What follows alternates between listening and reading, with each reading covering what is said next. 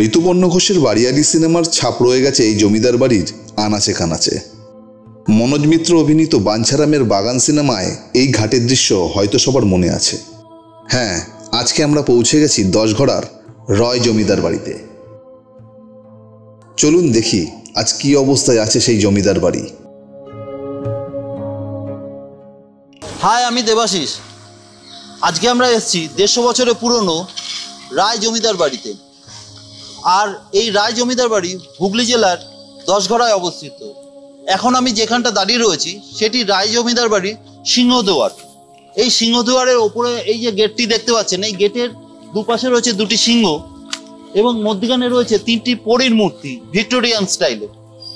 আর ঠিক তার ডান দিকে রয়েছে অষ্টভুজা ক্লক টাওয়ার। এই ক্লক টাওয়ারের যে ঘড়ির তীক্ষ্ণতা বা ঘন্টার তীক্ষ্ণতা এতটাই ছিল যে তখনকার দিনে 5 কিলোমিটারের মধ্যে এই ঘড়ির ঘন্টার আওয়াজ শোনা যেত। বর্তমানে পরিচর্যার অভাবে এবং টেকনিক্যাল কারণে এই ঘড়িটি বন্ধ আছে।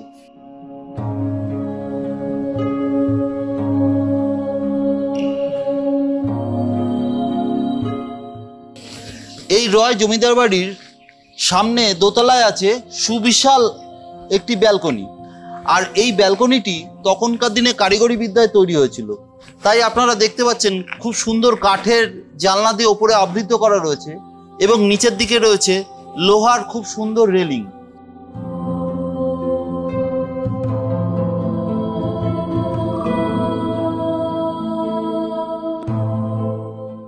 এই যে ব্যালকনি দেখছেন, এই ব্যালকনির নিচেই হচ্ছে গাড়ি দোয়ার। আর জমিদার বাড়ির নামি দামি গাড়িগুলো এইখানে এসে এইখানে থামতো।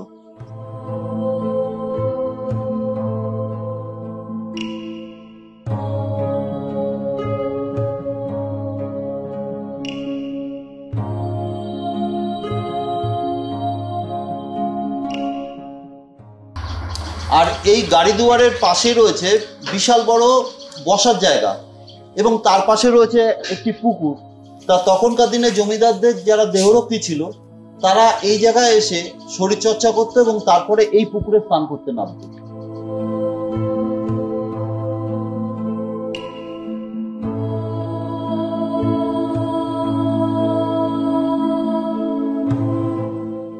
জমিদার বিপিন কৃষ্ণ রয় জাহাজের কারবারি ছিল এবং তিনি ইংল্যান্ডের সঙ্গে এই কারবার করে ফুলে ফেপে উঠেছিল।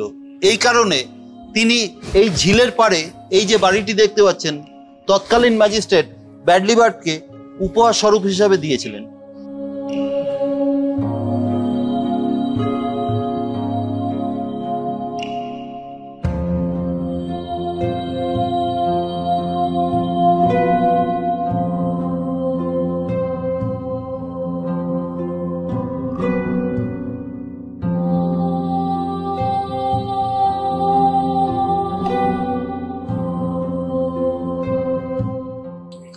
আমি এখন রায় জমিদার বাড়ির যে অংশে দাঁড়িয়ে রয়েছি সেই অংশ সম্বন্ধে আরো বিশদ জানবো এখানকার অধিবাসী শ্রী দিলীপ দাসের থেকে। তা দিলীপ দা, আমাকে একটুখানি বলুন যে এই যে পেছনে যে মন্দিরটা দেখা যাচ্ছে এই মন্দিরটা কিসের? রায়দের কৃষ্ণ মন্দির। রায়দের কৃষ্ণ মন্দির, আচ্ছা। এই কৃষ্ণ মন্দিরটা মোটামুটি কত বছরের পুরনো হবে? মোটামুটি 200 বছরের ঊর্ধ্বে। আচ্ছা, আর এখানে কি এখনো নিত্য পুজো করা হয়? দোলের দিনে পুজো হয় জামজমক করে। আর আপনার নিত্য বাউন আছে, দুবেলা পুজো আজা করতে আসেন। সকালে আসেন আর সন্ধ্যেবেলা আসেন, এসে পুজো টুজো দিয়ে চাবি দিয়ে ওনারা চলে যান।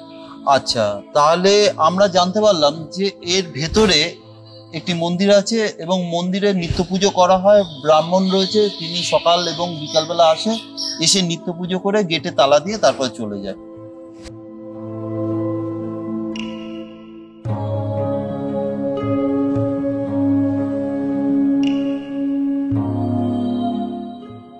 আমি এখন দাঁড়িয়ে আছি রায় জমিদার বাড়ির সদর দরজার সামনে।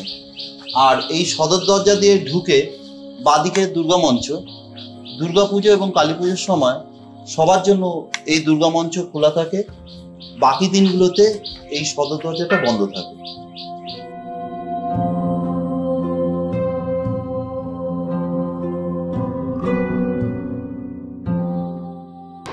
জমিদার বিপিন কৃষ্ণ রয় 1915 সালে একটি দাতব্য চিকিৎসালয় শুরু করেন।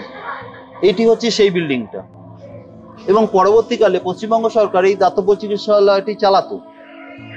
বর্তমান সরকার এই দাতব্য চিকিৎসালয়টি বন্ধ করে পাশে আরেকটি বিল্ডিং করে সেই বিল্ডিংয়ে পরিষেবা প্রদান করে। এবং এই দাতব্য চিকিৎসালয়ের ঠিক উল্টো দিকে জমিদারির আরেকটা অংশ আছে, সেইখানে দোকানঘর এবং হচ্ছে পোস্ট অফিস এবং হচ্ছে যে কেবেলের ব্যবসা, সেইখানে জন্য ভাড়া দেওয়া হয়েছে।